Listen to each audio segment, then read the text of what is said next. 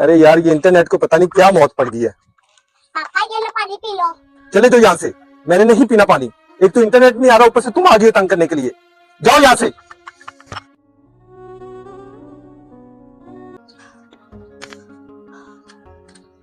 ये क्या, पापा बहुत परेशान नजर आ रहे हैं।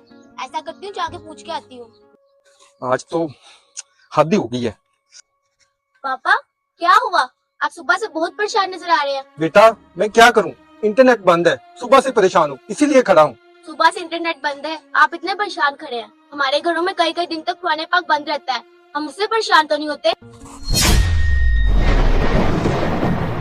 बेटा तुम बिल्कुल ठीक कह रही हो। आज का मुसलमान इन चीजों पर गौर फिक्र नहीं करता। मैं आज से रोजाना कुरान पाक पढ़ूंगा। चलो आओ हम मिलकर कुरान पाक पढ़ते हैं।